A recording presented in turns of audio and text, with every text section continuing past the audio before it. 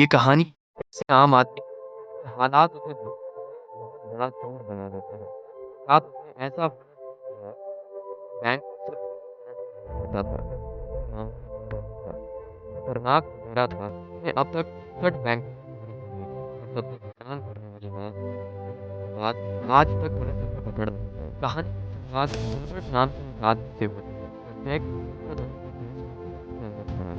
डराया हुआ है और चुपचाप का फैसला सुनने का इंतजार कर रहा है। देर बाद जज फैसला सुनाते हैं और गिलबर्ट को 1.5 साल की सजा दे देते हैं। पुलिस तुरंत उसे हिरासत में ले लेती है और उसको जेल भेज जाता है। उसके बाद गिलबर्ट जेल से भाग निकलता है। भागते भागते वो कनाडा के बॉर्डर तक पहुंच जाता है। वहाँ वो डरा हुआ होता है गाड़ी और बॉर्डर पार करने में कामयाब हो जाता है। कनाडा पहुंचते ही समझ आता है कि अब जिंदा रहने के लिए उसे काम चाहिए। उसके पास पैसे बहुत कम होते हैं इसलिए वो तुरंत नौकरी ढूंढना शुरू कर देता है। आइसक्रीम वाला आइसक्रीम बेचने वाले आदमी के पास जाता है और पूछता है क्या वो काम कर सकता है।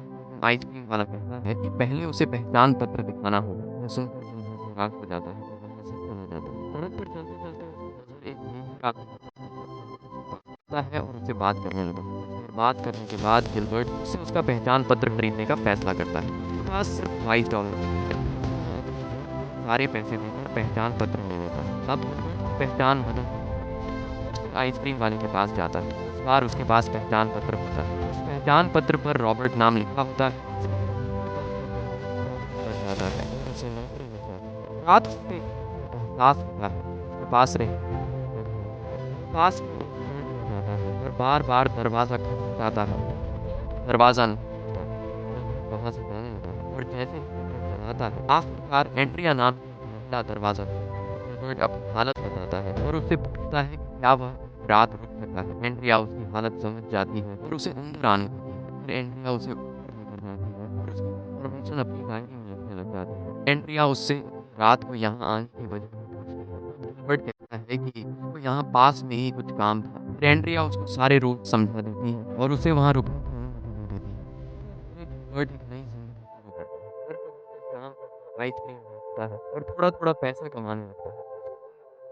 पटरी पर आने लगी। गिलबर्ट का नज़ाकत होने के कारण उसका धंधा अच्छा चलने लगता है। लेकिन तभी एक दिन उसे पता चलता है कि आइसक्रीम कंपनी दिवालिया हो गई। इसका मतलब अब उसकी नौकरी भी खत्म हो चुकी है। ये सुनकर गिलबर्ट को बहुत गुस्सा आता है और वेन को गाली देकर वहां से चला जाता है। गिलबर्ट धूप में शराब पीने के लिए बार में चला जाता है। वो एक टेबल पर बैठ जाता है और एक औरत उससे ऑर्डर ले लेती है। यहीं पर हमें पता चलता है कि उस बार का मालिक टॉमी है जो कि एक खतरनाक लोकल गुंडा है, चालाक अपराधी है और पुलिस उस पर नजर रखे हुए है। लेकिन सबूत ना होने की वजह से पुलिस उसे पकड़ नहीं पा रही। पुलिस वाले अक्सर वहां आते रहते हैं बस इस उम्मीद में कि कभी ना कभी उसे रंग हाथ पकड़ लेंगे। टॉमी के साथ एक आदमी होता है जो उसका अच्छा बताता है कि मार्केट में एक पुलिस अफसर अपने धंधे में अंगुली कर रहा है। तब टॉमी कहता है मेरे पास इसका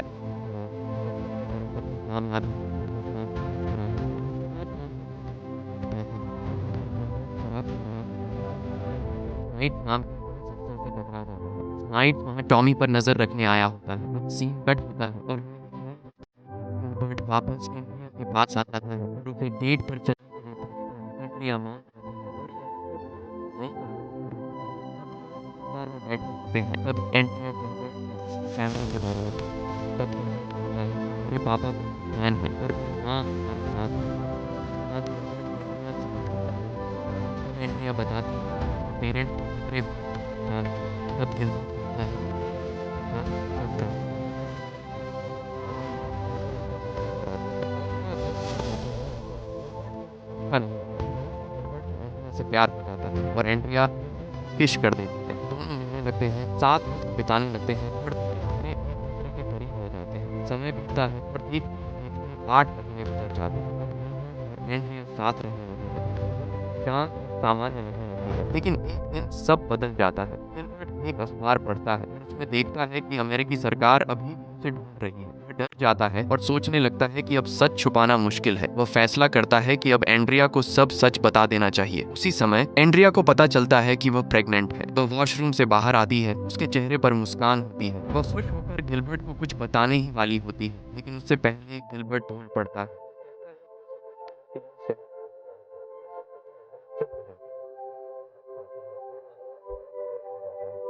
गिलबर्ट एंड्रिया को रहता है। हाँ, हाँ, एंड्रिया उसकी बातों में आती है और उसको बिल्कुल भी शक कट होता है और हमें दिखाया जाता है कि सफ़र के बाद वैंकूवर पहुंच गया है। वहाँ वह हर जगह काम करता है, चाहता है कि अमेरिकी अधिकारियों से ज़्यादा देर तक बार बार करता है। इसके बाद भारत के बाहर खड़ा होता है और सिगरेट पी रहा होता है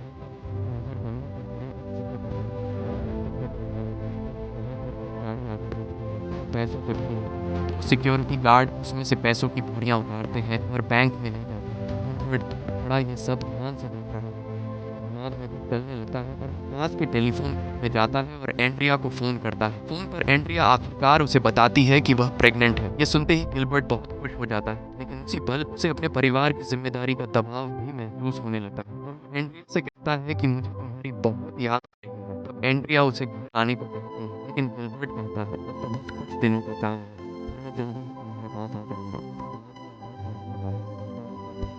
लगता है कि घर कैसे गिलबर्ट अपने बच्चे की परवरिश करने लगता है। उसके बाद वो बैंक के अंदर चला जाता है, मिलता है, बात कर लेता है। उसके बाद छूट जाता है। दुकान के मालिक से कहता है हैकर है और उसे अपना बदला तुरंत रख कर चला जाता है। 20 दिन मेहनत से अपना चेहरा बदल लेता है, बैंक चलाता है। इस बार वो सरकारी सिक्योरिटी इंस्पेक्टर बताता है। मैनेजर से उनके सिक्योरिटी सिस्टम के बारे में बातचीत करता है। मैनेजर डर के मारे सब कुछ सच बता देता है। मैनेजर को मना लेता है कि उसे पूरी बिल्डिंग दिखाए। मैनेजर उसे हर जगह ले जाता है, यहाँ तक कि जो स्टाफ काम कर देता है।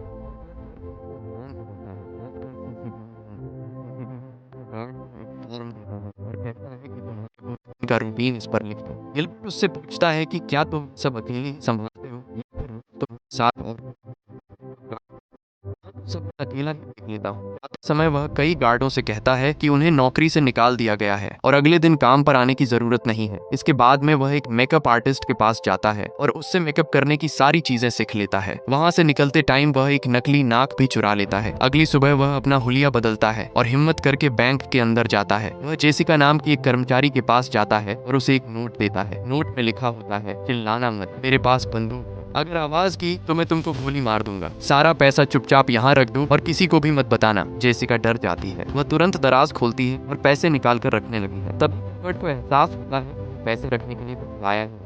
जेसिका से कहता है कि अपना पर्स दे दे। जेसिका पर्स में पैसे भर देती है, लेकिन तभी गिलबर्ट देखता है कि उसकी नकली नाक निकल रही है। वह जल्दी से उसे ठीक करता है, फिर पैसे लेकर वहाँ से भाग जाता है। भागने के बाद वह अपने ब्रीफ वाले कपड़े वापस कर देता है और उस औरत की शॉप में ही वो अपने सारे पैसे एक ब्रीफ केस में डाल देता है। अच्छी सी ड्रेस पहनकर हवाई अड्डे की तरफ निकल जाता है। वहां पहुंचने पर उसे डर लगता है कि एक्सरे मशीन पैसे पकड़ ली। मशीन में जाता है और सारे पैसे अपने अंडरवियर में छिपा लेता है और जल्दी से अपने कपड़े वापस पहन लेता है और वहां से निकल जाता है। फिर उसे पता चलता है कि डोमेस्टिक फ्लाइट में यात्रियों की चेकिंग नहीं है। वह फ्लाइट में बैठ जाता है और राहत महसूस करता है। जब वह एंड्रिया के पास लौटता है तो खुश होता है। जल्द एंड्रिया अचानक इतना पैसा बताता है, वादा करता है ज्यादा पैसा आएगा। कहता है शादी तक और बड़ी गिफ्ट और दूसरी तरफ नए बैंक खातों के बारे में पता चल जाता है और जांच शुरू हो जाती है। हॉफमैन नाम का एक जासूस शक जताता है टॉम हो सकता है, लेकिन उसके पास कोई पक्का सबूत नहीं होता। फिर हॉफमैन और स्नाइड चुपचाप टॉम पर नजर रखना शुरू कर देते हैं। समय बीतता है और उधर गिलबर्ट के पास पैसे कम होने लगते हैं। उसके दिमाग में फिर से लूट का ख्याल आता है, लेकिन वह जानता है कि काम वह साफ साफ याद आता है। वह टॉम के पास जाता है और सब कुछ समझाता है। टॉम कहता है मजाक कर रहा है ताकि आसानी से बैंक पहुंच सके। बट उसे चुनौती देता है। वह कहता है तुम्हारे बार के सामने जो बैंक है मैं उसे सिर्फ 3 मिनट में लूट कर दिखाऊंगा। टॉमी मान जाता है। अगले पल गिलबर्ट एक निर्माण मजदूर का भेष बनाता है, बैंक के अंदर जाता है और कुछ मिनटों बाद के दरवाजे से पैसों के गट्ठे फेंकते हुए बाहर आ जाता है। देखकर टॉमी हैरान रह जाता है। अब उसे यकीन हो जाता है और वह गिलबर्ट के साथ साझेदारी करने के लिए तैयार हो जाता है। अब दोनों साथ मिलकर एक के बाद एक लूटपाट करने लगते हैं। हर बार गिलबर्ट अपना रूप बदल लेता है ताकि कोई उसे पहचान न सके। पकड़े जाने से बचने के लिए वह घरेलू फ्लाइट्स का इस्तेमाल करता है। धीरे धीरे उसका नाम पूरे देश में फैल जाता है। लोग उसे उड़ने वाला डाकू कहने लगते हैं। कुछ ही दिनों में वो 26 बैंकों को लूट लेता है और बन जाता है। दौलत तेजी से बढ़ती है, लेकिन पैसों के साथ साथ टॉमी का लालच भी बढ़ने लगता है। अब वह और बड़ी लूट चाहता है। वह गिलबर्ट को एक ज्वेलरी शॉप लूटने का प्लान देता है, इससे उन्हें बहुत बड़ा फायदा होगा। गिलबर्ट इस बारे में सोचने लगता है। नाइट और हॉफमैन को उड़ने वाले डाकू को पकड़ने के लिए एक खास मिशन की इजाज़त मिल जाती है। वे इस मिशन का नाम रखते हैं प्रोजेक्ट कैट। सिर्फ उसे पकड़ने के लिए लगा दी जाती है। टॉमी और उसके सभी साथियों पर नजर रखना शुरू कर देती है। सबसे बड़ा संदिग्ध टॉमी होता है और दूसरा उसका सबसे करीबी आदमी। एक दिन जब गिलबर्ट घर लौटा है, एंड्रिया उसका इंतजार कर रही होती है। पूरा कमरा पैसों से भरा होता है। गिलबर्ट से पूछती है, सब पैसा कहाँ से आया? अब गिलबर्ट समझ जाता है कि वह झूठ नहीं बोल सकता और वह सब सच बता देता है। बैंक एंड्रिया चौंक जाती है, लेकिन वो एक बात पे वक्त किसी को तो नहीं पहुंचाते ना। गिलबर्ट उसे भरोसा दिलाता है, नुकसान नहीं पहुंचाता। उसे मिलाने के लिए उसे दिखाने का फैसला करता है तब कैसे करता है। अगले दिन गिलबर्ट भेस बदल कर बैंक में जाता है और कुछ ही मिनटों बाद बिल्कुल अलग रूप में पैसों के साथ बाहर आ जाता है। देखकर एंड्रिया हैरान रह जाती है, लेकिन उसे सब मिलता है। फिर एंड्रिया उसे पकड़ा नहीं जाएगा और दूसरा कुछ समय बाद वह यह सब छोड़ देगा। बात मान लेता है और बिना शर्त थोड़े जारी रखता है। नाइट और हॉफमैन तो हम बार पर नजर रखते हैं। तब बिल्डिंग में जाते हुए टॉमी से मिलता है। बात दोहराता है। शॉप अब कहानी नए तरफ बढ़ने लगती है। वो कहता है कि बिशप जो टॉमी का दाहिना हाथ है इस बार उसके साथ जाएगा। गिलबर्ट अपना भेष बदलने के लिए बाथरूम की तरफ चला जाता है। उसी समय स्नाइड्स भी अंदर आता है। गिलबर्ट को बाहर निकलते हुए देख लेता है, लेकिन कुछ गड़बड़ है। गिलबर्ट का चेहरा और कपड़े पहले जैसे नहीं दिखते। स्नाइड्स ध्यान से उसके चेहरे को देखता है और उसे किनारों पर सिलिकॉन गोंद के निशान दिखाई देते हैं। उसे तुरंत शक हो जाता है। बिना समय गंवाए बाहर निकलता है और अपनी टीम को आदेश देता है कि इलाके की हर मेकअप शॉप चेक की जाए। उसी रात स्नाइड्स को एक इमरजेंसी कॉल आती है। वो तुरंत स्टेशन की तरफ भागता है। वहाँ अफसर उसे बताते हैं कि टॉमी के साथ काम करने वाला डेव पूरी तरह नशे में था और उसने सब कुछ कबूल कर लिया। डेव ने बताया कि सभी डकैतियों के पीछे गिलबर्ट ही था। वह हर बार अपना चेहरा बदलने के लिए नकली दांतों का इस्तेमाल करता था और बहुत जल्द वे एक और बड़ी डकैती करने वाले थे। डेव को पूरी जानकारी नहीं थी, लेकिन यह सुनकर स्नाइड्स और ज्यादा सतर्क हो जाता है। अब स्नाइड्स शहर की हर नकली दांतों की दुकान चेक करने लगता है, जब तक कि उसे वही दुकान नहीं मिल जाती जिसका इस्तेमाल गिलबर्ट करता था। अब नजर गिलबर्ट पर टिक जाती है। इसके तुरंत बाद पुलिस के पास जाता है और उनको कहता है कि सब बैंक और ज्वेलरी शॉप्स के आसपास सिक्योरिटी बढ़ा दी जाए, क्योंकि कभी बड़ी डकैती हो सकती है। पुलिस हर जगह फैल जाती है। स्नाइड्स भी पूरी तरह अलर्ट रहता है। अब वे गिलबर्ट का दिन रात पीछा करने लगे हैं। फिर हम देखते हैं गिलबर्ट और बिशप बाहर निकलते हैं और सीसीटीवी कैमरा के साथ छेड़छाड़ करते हैं। स्नाइड्स की नजर तुरंत इस पर पड़ जाती है। समझ आ जाता है कि अब ज्वेलरी शॉप लूटने का समय आ गया है। वह चुपचाप इंतजार करता है ताकि उन्हें रंगे हाथ पकड़ सके। अगले दिन गिलबर्ट और बिशप दुकान के अंदर घुसते हैं। गिलबर्ट सबको आदेश देता है कि सारे गहने उसके बैग में डाल दिए जाएं, जबकि बिशप दरवाजे पर खड़ा होकर पहरा देता है। नाइट करीब आता है, ऐसे तुरंत भागने लगते हैं। नाइट उनका पीछा करता है, लेकिन भागते वक्त बिशप की तरफ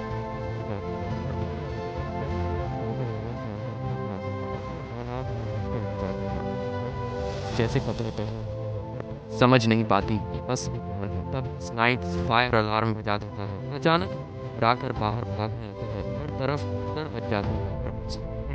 नाइट से उन्हें जाता है। पकड़ने से पहले फिसल कर बाहर आते आँख के सामने हुए पहचान से फोन करता है और एंड्रिया से कहता है कि पूरा सामान पैक करो।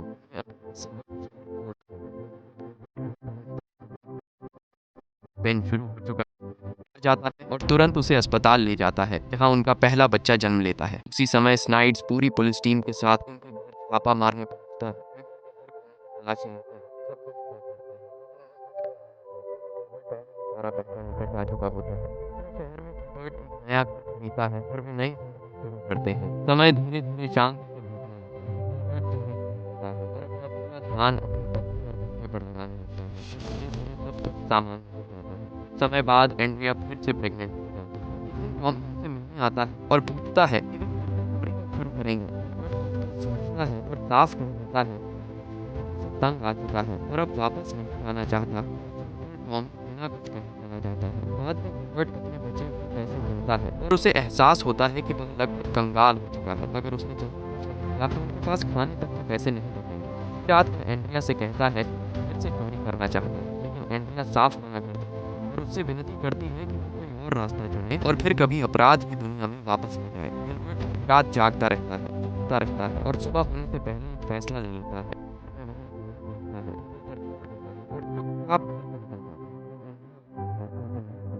समझ आ जाता है गिलबर्ट जा चुका है। उसका फोन बार बार बजता है। वो फोन उठाता है, नाइट होता है, गिलबर्ट कहाँ है?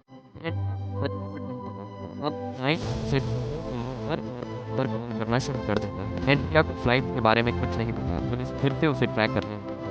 इस रात गिलबर्ट एंड्रिया को फोन करता है, लेकिन अब घटना के बारे में कुछ नहीं पता। इतना कहता है आ जाना। बैंक में घुसता है और साफ करता है। आप बाहर निकलता है, कपड़े बदलता है और गायब हो जाता है। हर तरफ दौड़ती है, पकड़ कपड़े पहन लेते हैं। टैक्सी ढूंढने की कोशिश करता है, टैक्सी यहाँ पर कार करता है, नाइट बैंक पहुंचता है और तब फोटो दिखाता है। गवाह बताते हैं ऐसे आदमी को देखा जो उससे मिलता जुलता था, हाथ में भी टैक्सी घूम रहा था और कहानी अपने बड़े मुंह की तरफ बढ़ती है। नाइट्स तुरंत एयरपोर्ट के लिए निकल पड़ता है। एयरपोर्ट पहुंच चुका होता है। खबर हर जगह है और अधिकारी उसे पहचान लेते हैं। तुरंत नाइट से संपर्क करते हैं। नाइट फ्लाइट रोकने का आदेश देता है, लेकिन होफमैन कहता है कि अगर फ्लाइट रद्द हुई तो गिलबर्ट भाग सकता है, इसलिए वह फ्लाइट को उसे गिरफ्तार कर लो। गिलबर्ट का विमान उड़ान भरता है और उसी समय स्नाइड्स और उसकी टीम हेलीकॉप्टर से उसका पीछा करती है। सबकी नजर उसी पर होती है। जब गिलबर्ट उतरता है तो एंड्रिया पहले से एयरपोर्ट पर उसका इंतजार कर रही होती है, लेकिन वह उसके पास पहुंच भी नहीं पाता कि पुलिस उसे चारों तरफ से घेर लेती है और एंड्रिया की आंखों के सामने उसे गिरफ्तार कर लिया जाता है। एंड्रिया टूट जाती है। फिर बाद गिलबर्ट और एंड्रिया दोनों से पूछताछ होती है और सच्चाई सामने आती है कि गिलबर्ट उसका असली नाम नहीं था। उसका असली नाम रॉबर्ट था। आप बार और साफ कहती है कि वह तलाक दे रही है। सालों तक रॉबर्ट का ट्रायल चल रहा है और कोर्ट उसे 20 साल की जेल की सजा सुना देता है। वो पहुंचता है, टॉम उससे मिलने आता है, माफी मांगता है और कहता है कि पुलिस ने उसे मजबूर किया और उसी ने गिलबर्ट का ठिकाना बताया। लेकिन गिलबर्ट सच्चाई समझ चुका होता है और जानता है कि टॉमी ने ये सब जानबूझकर किया।